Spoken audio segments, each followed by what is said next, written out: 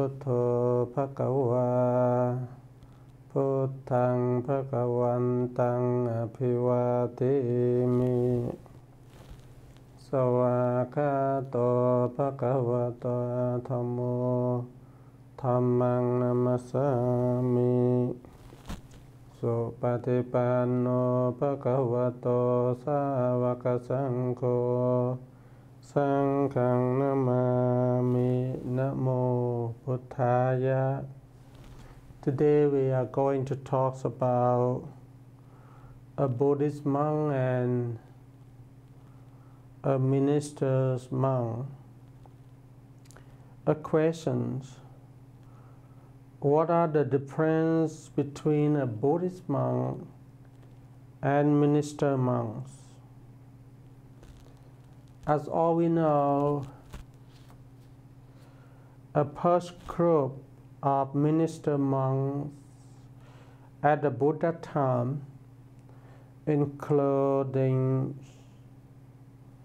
62 Arahatas monks.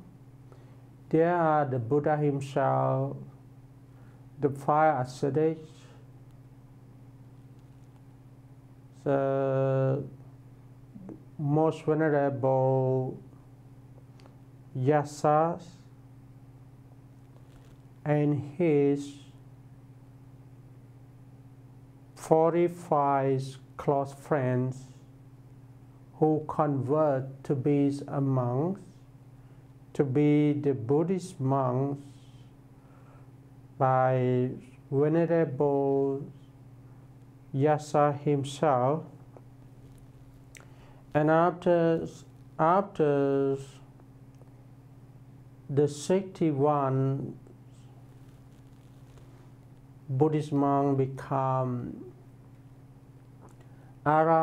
Arahatasip, means that they all see the Dharma, including the Buddha also. So they are totally 62 Arahatasip. The Buddha told to them, please go forth for propagating Buddhism, for propagating the teachings of the Buddhas, for the benefits and happiness of the others. And they have to separate from each other to go to the different ways and the different directions. The Buddha don't allow them go to together for each ways. They have to go alone, not allow to go together from 2 Arahatasip monks. And after that, we are the followers of the Buddhas. We also step on his step. We also, after we finish our course or our trainings in our Buddhist studies, and unable to propagate Buddhism, we also follow and approach the societies for the benefits, happiness, and peacefulness of others too. So now come to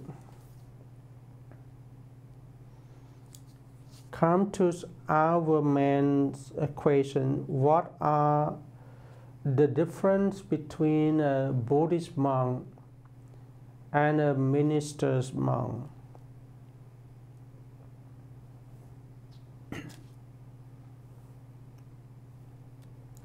For a Buddhist monk, we could simply understand that we just become a monk, we just left the families, go forth to the temples and becomes a Buddhist monk. We have to conduct 227 precepts of a Buddhist monk strictly, seriously, and we have to go out on the ways of the noble trainings, like training in morality, trainings in concentrations and wisdom. If we take a course, or we can say that if we take a course of a monastic school, we have to learn the Pali language. We also have to learn the theories of the elder Buddhism, like Vinayas, discipline, suttas, that is short and long discourse. And we also have to learn Abhidharma, the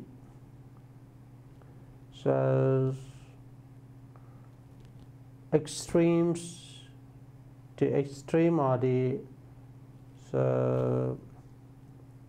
philosophy and psychology science in Buddhism, Abhidharma. And we also have to practice under the meditations, including tranquilities meditations and insight meditations, and we can spend our life secure from others, from communities, to train our minds, is not to train our body and mind, not to do any evil, to do the good and to purify our mind. And the goals of a Buddhist monk is aimed to cultivate themselves and aim to train themselves. Mostly they live a life for the inner peace, and do not sacrifice themselves for the social context, because their duties or their rules, that is to be trained and coached under the noble trainings. It means that they become monks for the purpose of training themselves and their highest or his highest goal, that is Nibbana, so that portraying himself is unlimited. It's unlimited. Therefore, I would claim that the goals of life for a Buddhist monk is unlimited. But for social approach, still limited.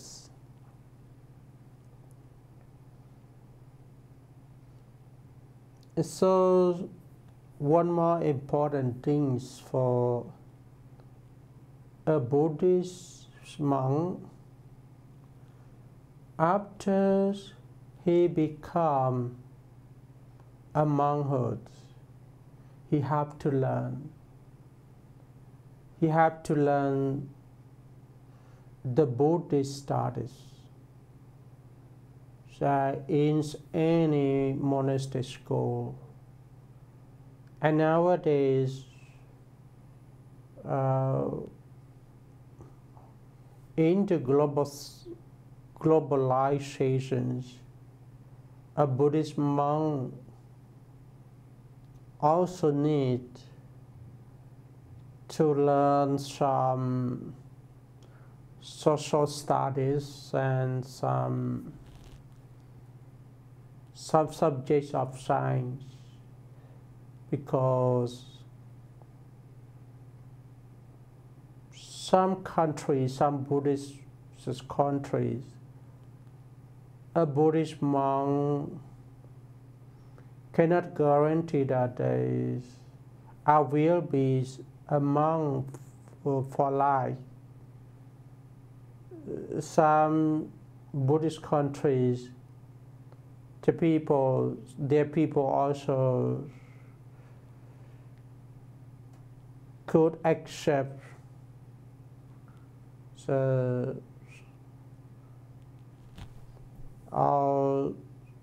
also have to be disrupted from the monkhood, and the society is also acceptable, so that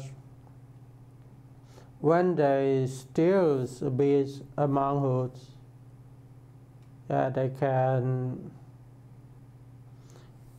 he can live his life based on the Buddhist devotees by conduct their moralities, by purifies their minds, and by teaching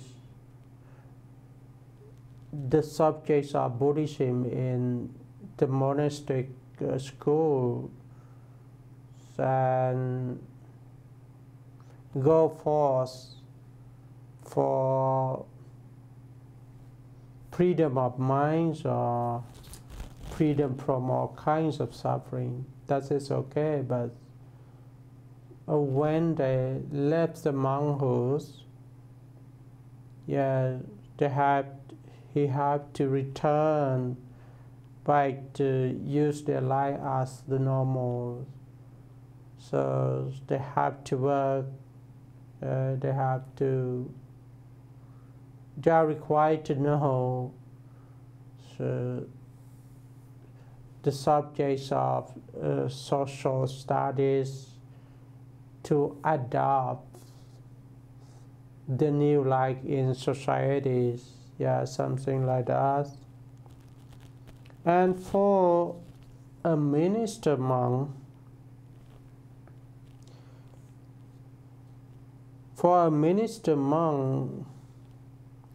it is a qualified monk.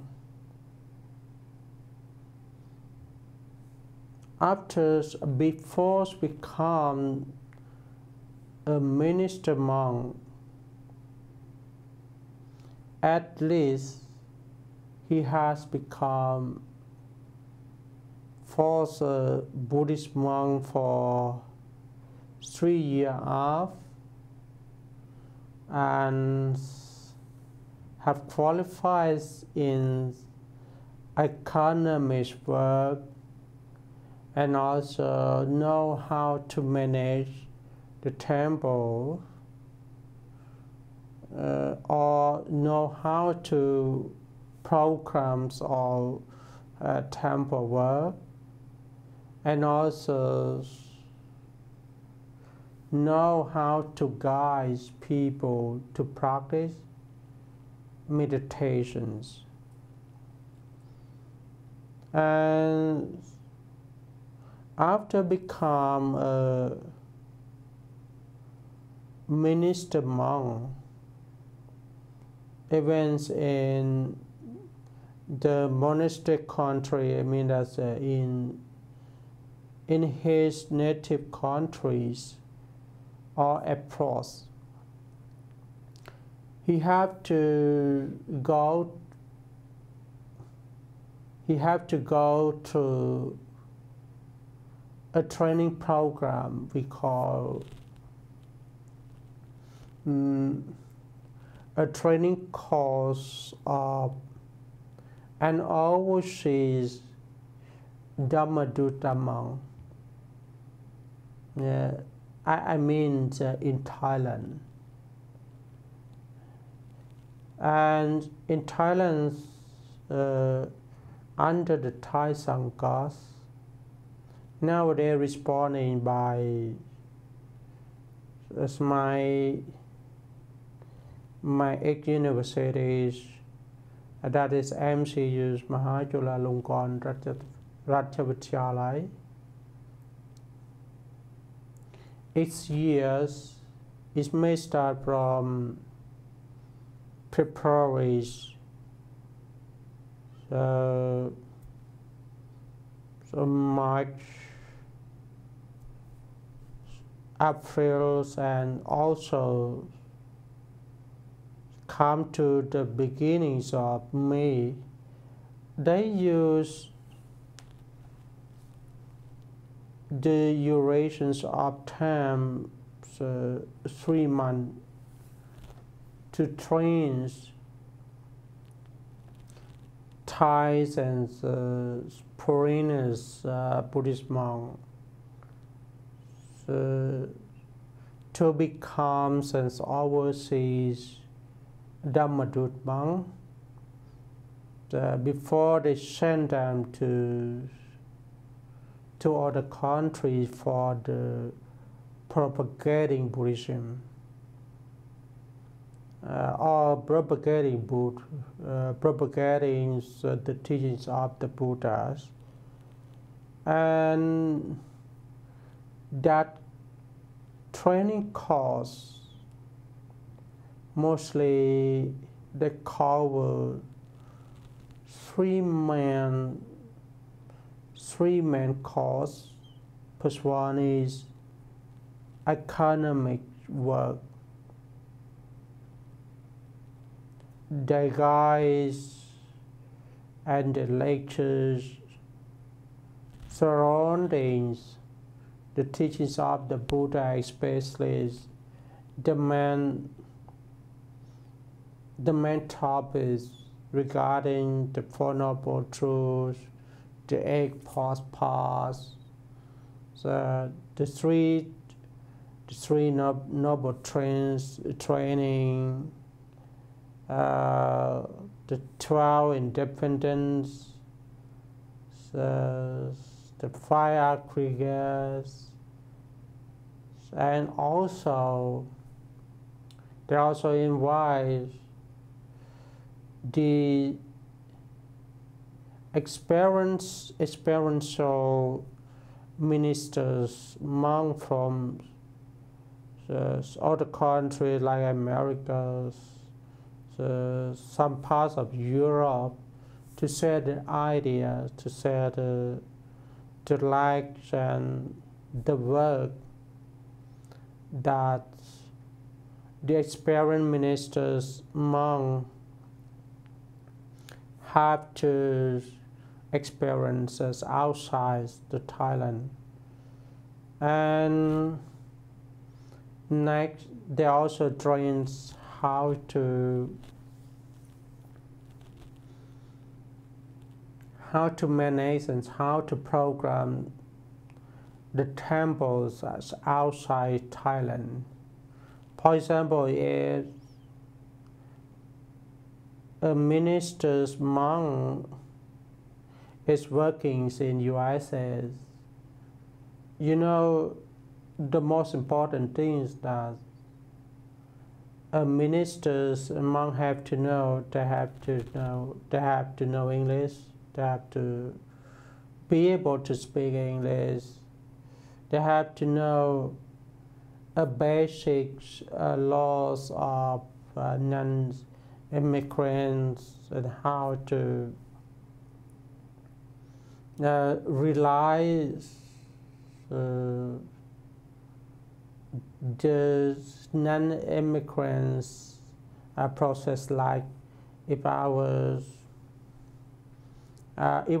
documents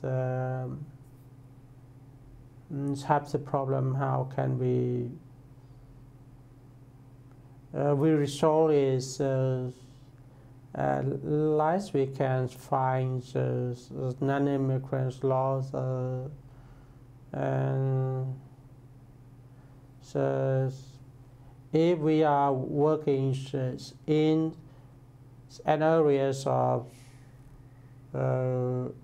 relations, as how we can apply our document, because you know in America mostly we have to abide by, almost everyone have to abide by of the law, and also we have to learn the new cultures of Americans. Some will be from Asian countries. For example, from Thailand or from Cambodia. Those countries are the Buddhist countries, so the life is simply and have more convenience for us to propagate Buddhism, or to complete our rules as a minister monks in Thailand or in Cambodia. But when we work in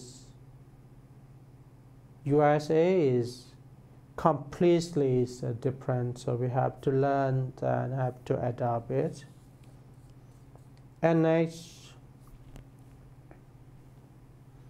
we have to be able to guide the Americans and local peoples about meditations, in meditation practice. For my own experience, you know, I think that as mindfulness practice, also we can regard insight meditations are very important in USA. There are many people concerned about it.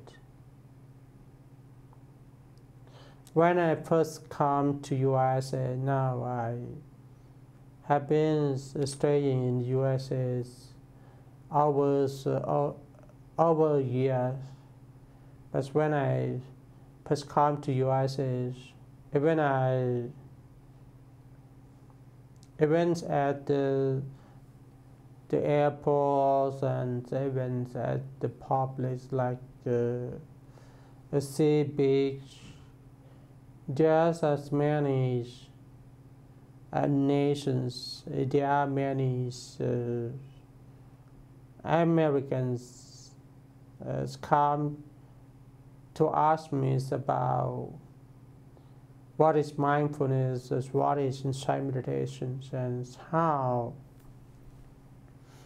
they can practice such meditation, including my temple.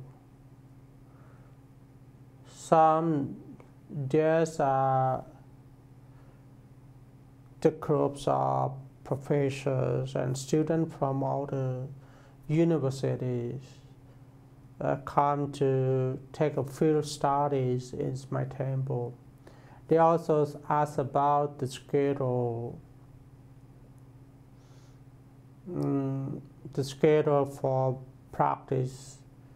practicing some meditations. And I also understand that for the developed countries like US, many people work hard.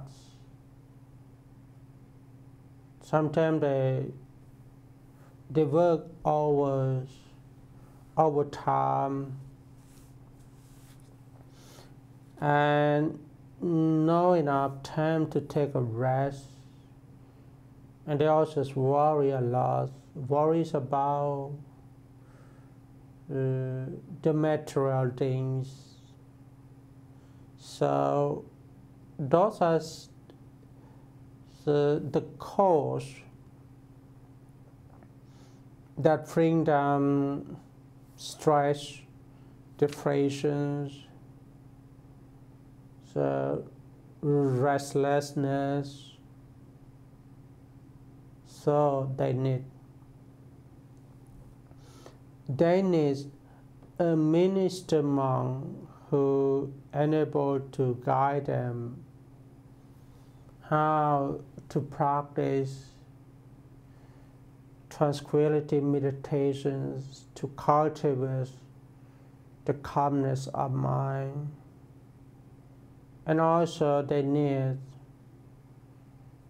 to be mindful awareness for every situation under the conditions of mindfulness.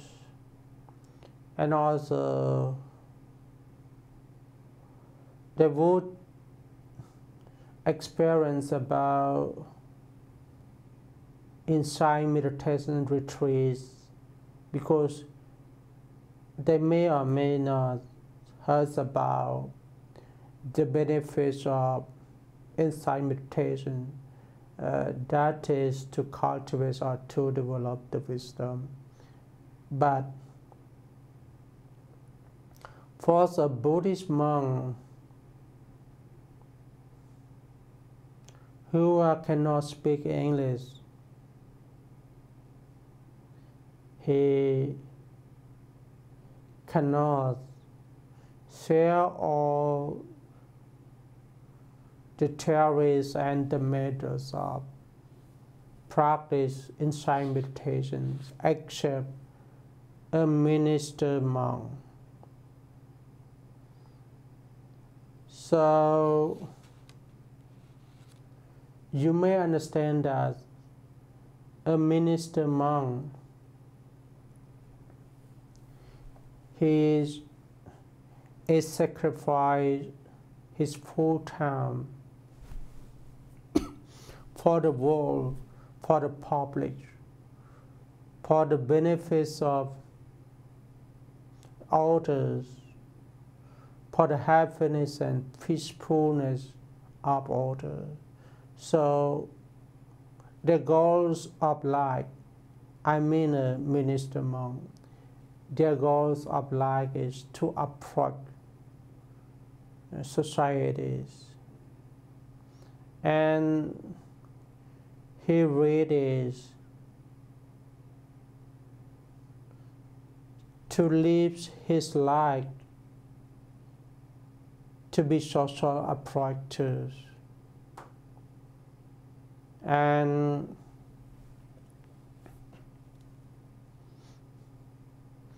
hence, his highest goal, I mean a minister's monk is sacrificing his full time for all the benefits under the real Buddhist concept of non-self.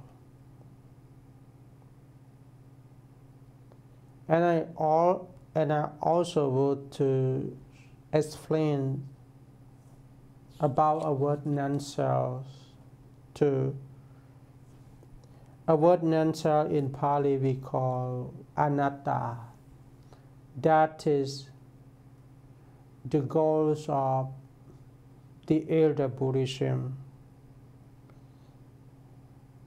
And mostly a minister monk, he worked for all the people with the Buddhist concept non-self. To conclude, please be minister monk. Everybody can be. And work to fill with a loving kindness. So, at the end of my topic here, may you be well, happy, and peace. Namo Buddhaya.